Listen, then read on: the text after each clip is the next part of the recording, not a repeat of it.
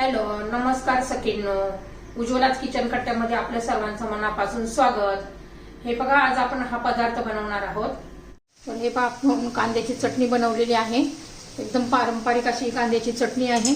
तुम्हाला जर ही चटणीची रेसिपी थोडी जरी आवडली तर लाईक, शेअर आणि सबस्क्राईब नक्की करा.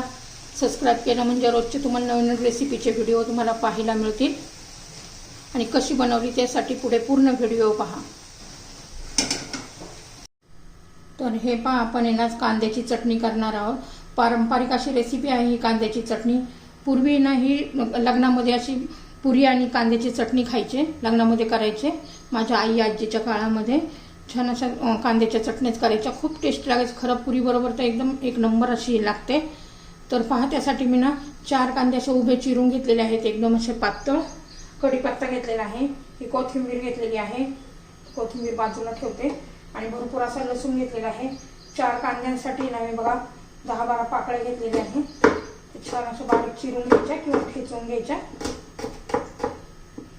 जेवढा जास्त लसूण घालतो ना तेवढी छान अशी आपली चटणी लागते. आम्ही आमच्या लहानपणी भरपूर असं खायचं. लग्नामध्ये गेल्यावर पण करायचे तर छान लागायचे.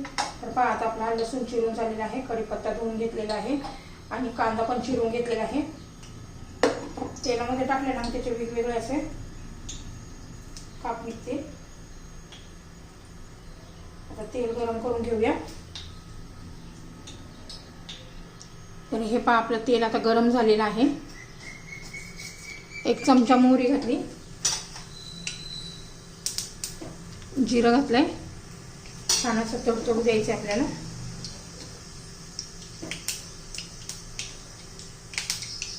लसूण घालायचं आहे.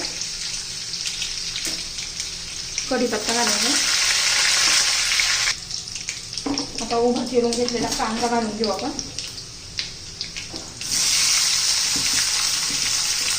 तर चटणीला थोडं जास्त तेल असेल ना तर छान लागते.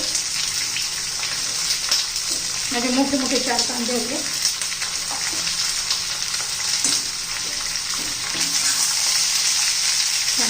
मिक्स करून घेऊया. कांद्याचा आपल्याला चांगला कच्चेपणा घालायचा आहे. थोडा कांदा परतायला वेळ लागतो, पण चटणी अशी एक नंबर लागते. अप्रतिम चवीची लागते. तुम्ही भाकरी बरोबर, चपाती बरोबर किंवा वरण भाताबरोबर तोंडी लावण्यासाठी, पुरी बरोबर छान लागते. हे बघा, जितका आपण कांदा परतून घेऊ ना तेवढा कांदा असा सुट्टा सुट्टा होतो.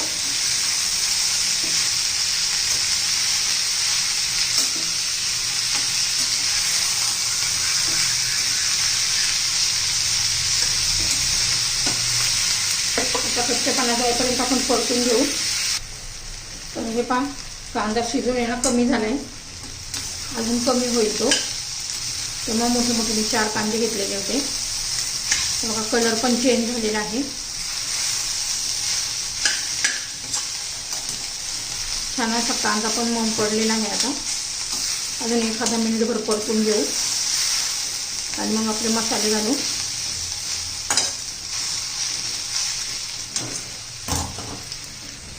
तर हे पहा, आपल्या कांद्याचा एकदम कलर बदललेला आहे छान असा. बघा, आता त्यामध्ये आपण चवीनुसार मीठ घालून घेऊया.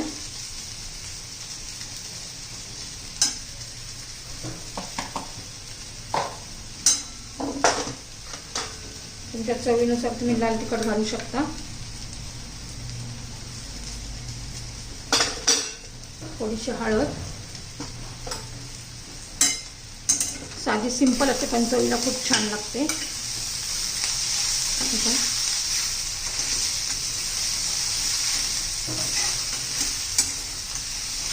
मग अजून कमी कमी होत चालली आहे चटणी.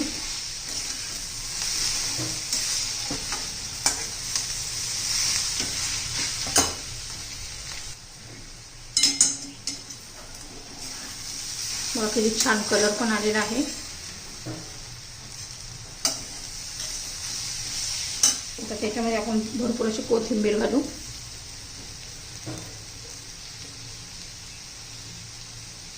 आता मिक्स करून घेऊ. आणि त्याच्यावर झाकण ठेवू आता.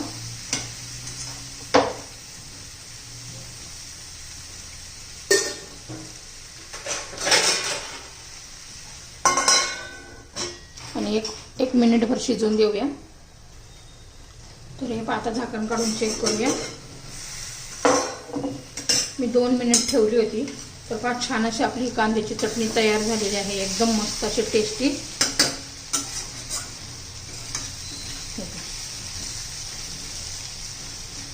कांद्याची चटणी तयार.